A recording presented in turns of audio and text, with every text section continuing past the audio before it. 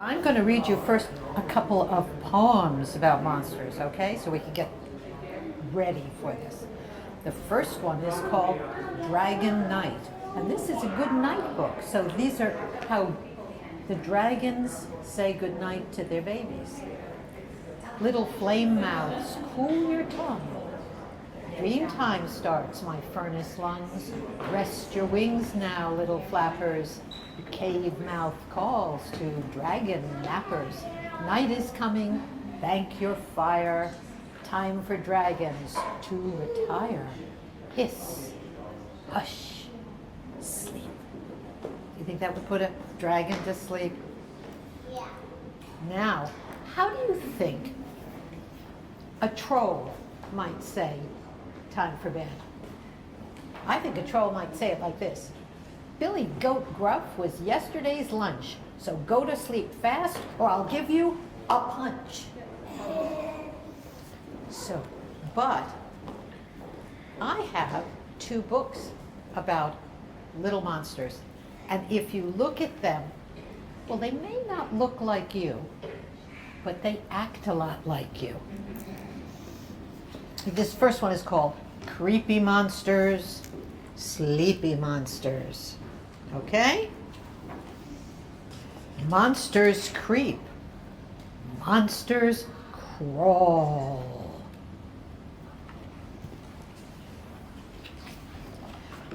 Over the meadow and up the wall. Monsters run. Monsters stumble. Monsters hip hop. Monsters tumble.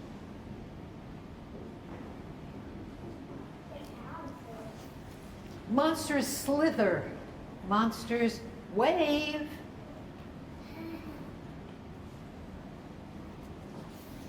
All in a hurry to get to their cave. That's like going home to them, right?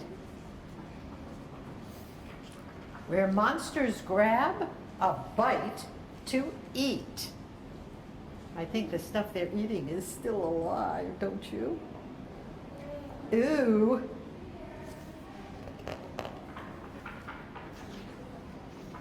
Then into the tub to wash their feet. Can you imagine what monster feet smell like? Oh, ew. Then monster prayers and into bed. What do you think monsters pray for? I don't know. Maybe a lot of food galloping by? But they toss and turn and bounce instead. Who's ever tossed in bed, and who's ever turned in bed, and who's ever bounced in bed? You're so good. Is that true? Are you really that good? No? All right. We're getting good things. So this is what monsters say as they're trying to go to sleep. You ready for this? Growl. Gargle. Can you say that? Growl.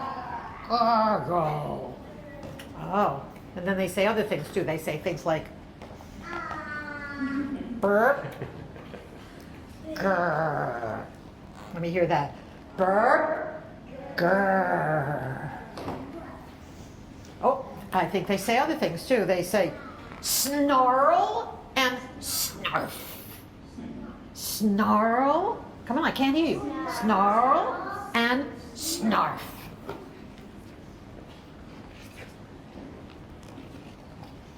And one says, I'm not sleepy. And then they both say, because they're fast asleep. And that's how monsters go to sleep. How many of you go to sleep like that? Me. I take a long time. You know what I do? I play boggle until I fall fast asleep. And then I go Zzz. You don't hear it, right. Everybody else does, but you don't hear it. Now, I like the monsters so much. I wrote another book about them, and this is called Romping, Stomping Monsters. And this is about monsters at play. Monsters stretch, monsters twirl. Monsters catch, and monsters hurl. Oh, Piper caught it. Monsters tumble, run, and lope. Monsters jump a monster rope.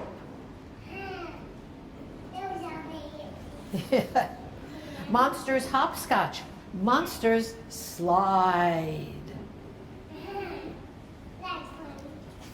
Monsters swing and piggyback ride. Would you want to ride on a monster's back? No, thanks. No thanks. No, thanks. I don't want to swim. Right. Monsters in three-legged races fall upon their monster faces. Look at them. Monsters teeter, monsters totter. One time I saw a dog with 3 legs. A dog with 3 legs? My daughter had a dog with 3 legs.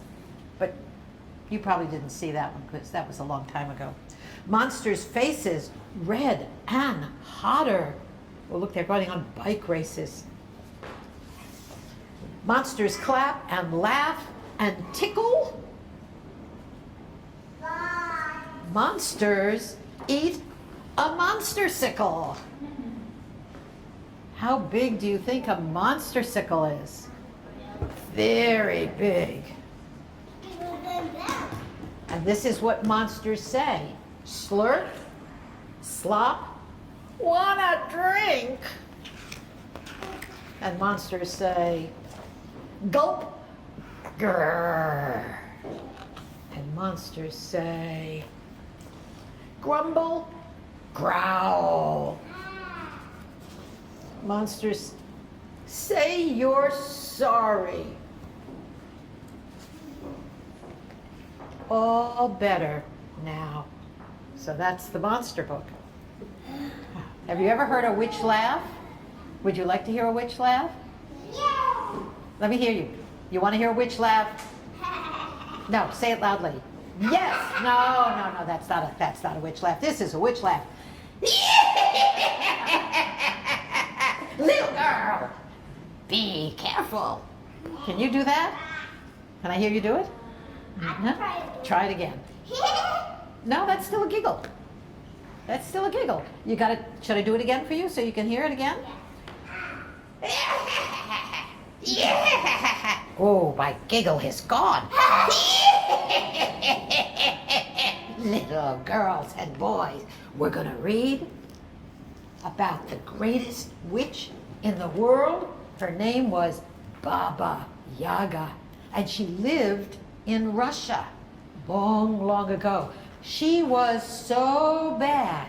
She had a long iron nose and iron teeth, and she liked to eat bad little boys and girls. One time, I was taking a walk and I saw a lady. You saw a lady with that was Baba Yaga, and she had a very funny house. And you know what her funny house did? Can you tell us after the story? Okay, good, hold it. This is called The Flying Witch. Whir, whir, clunkety clunk, something flew over the dark, tangled forest. It was Baba Yaga, the Russian witch, in her mortar and pestle. The mortar looked like a large wooden drinking cup, the pestle like a club. They were both very old and very rickety. They made a great racket, a rickety racket. When Baba Yaga wanted to go up, she pulled on the pestle. When Baba Yaga wanted to go down, she pushed on the pestle. And sometimes they even flew upside down. Whir, whir, clunkety clunk. Baba Yaga skimmed over the treetops looking for plump young children to eat. But plump young children were difficult to find in a tangled forest. So every day she went home to a supper of cold, thin soup. "Phooey," said Baba Yaga, and sniffed with her long iron nose. Not even a turnip in it. How she wished for something more in her soup. Now, one day, a small girl, not really plump and not really skinny, but somewhere in between, wandered into the forest. She had fallen off the back of her father's turnip truck as she sped through the winding paths on his way to the market. Clankety clank. The girl dusted herself off and watched the truck speed away. "Well," she said aloud, "I have 2 good feet and a fine sense of direction. I will go through the forest on my own." She walked and walked and walked for some time until she was quite tired. Just then, who should cruise overhead but whir, whir, clinkety clank. Baba Yaga saw the girl and grinned. Not really plump, but not really skinny either. She pushed on the pestle and the mortar flew down to the forest floor. Little girl, where are you going?" Now the little girl knew better than to talk to strangers, and who was stranger than Baba Yaga? With her greasy hair and her long iron nose, besides her father had often warned her about witches. Witches, he said, eat little girls. But the little girl had been walking for a very long time, and she was very, very tired. "I'm following my father's truck to the market," she said. "Well, climb in," said Baba Yaga. "I am going there myself." So into the mortar climbed the little girl, but she was careful to stay as far from the witch as possible. Off they flew into the sky. Whir, whir, clunkety clunk. But did they go to the market? No. They flew straight to Baba Yaga's house, which was way in the middle of the forest. "Something is not right," said the little girl, "but I have 2 good feet, a fine sense of direction, 2 strong arms, and a clever mind, and I shall get away on my own." Baba Yaga pushed on the pestle, and the mortar flew down, landing in back of a strange little house. Now this little house squatted on 2 scaly chicken feet. Getting out of the mortar, Baba Yaga called, "Turn, little hut, turn! Stand with your back to the old oak tree. Stand with your front door open to me." And the house creaked and turned around. Grabbing the little girl by the arm, Baba Yaga pulled her in. Baba Yaga locked the door and put a great pot on the fire. "I'm tired of thin soup," she said. "I'm ready for a plump little girl." The little girl thought quickly, then held out her arm. "I'm not nearly plump enough to eat, but if you fatten me for a few days, I will be ready." Baba Yaga looked at the child's arm. Really, the child was right. She wasn't plump at all. But what could she fatten the child with? Surely not thin soup. "My father's truck," said the little girl, "is full of turnips. They can make me fat, so if you fly to the market and buy up all his turnips, I will cook them for you. I cook for my father all the time, and when I'm fat enough, you can eat me." "What a good idea," said Baba Yaga. She locked the little girl in the house with magic.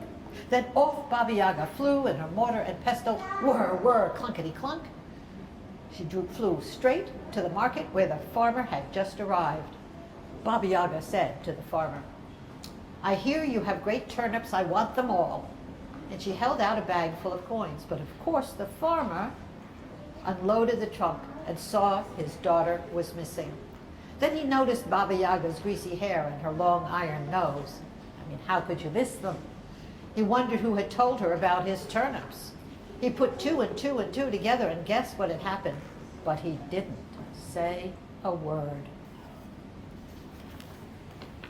Baba Yaga, whoops, I missed a page.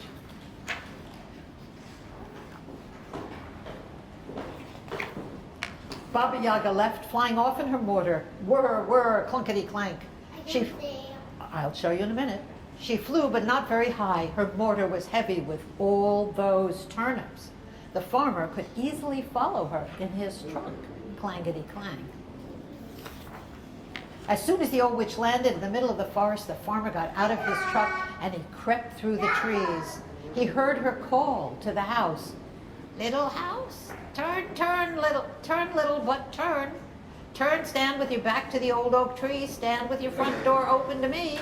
And then she opened the door and she went in. Little girl, I am home, said Baba Yaga. The little girl saw the turnips and smiled. She knew her father would guess where she was, but still, he might not come in time. You sit right there in your comfortable chair, said the little girl, and I will make us a great big bowl of turnip stew. Baba Yaga sat in the chair and set her bony feet on a cushion. No one had ever offered to make her dinner before. Yes, she liked this feisty little girl. So the little girl put more wood in the stove and the pot of water began to boil. She washed the turnips and cut them into small bits, plip, plop, plip, plop. She dropped the bits into the pot, a bit of salt, a bit of pepper, a bit of green herbs. Plip, plop, plip, plop. Soon the turnips were boiling away merrily. Meanwhile, outside the hut, the farmer wondered what he should do. He paced and scratched his head. He knew that one should not go into a witch's house without proper introductions. Even with an invitation, it was dangerous. But when smoke began to curl from the chimney, swish, swish, swish, he felt he could wait no longer. He went up to the little house and he used the same words that Baba Yaga had used. Turn, little hut, turn, stand with your back to the old oak tree, stand with your front door open to me. The little house turned. Creak, creak, creak, creak, creak, creak, creak, creak. And the farmer raced through the open front door. And what do you think he saw? He saw his little daughter feeding turnip stew to the old witch.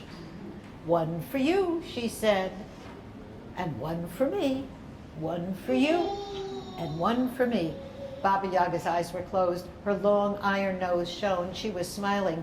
Yum, she said, turnip soup, better than plump young children. Hot and filling, and much less trouble, the little girl said with a smile. So the farmer and his daughter stayed for dinner, and they promised to bring back more turnips the next week, or maybe even potatoes. Then they got into the truck and drove home, clankety-clang, clankety-clang, clankety-clang.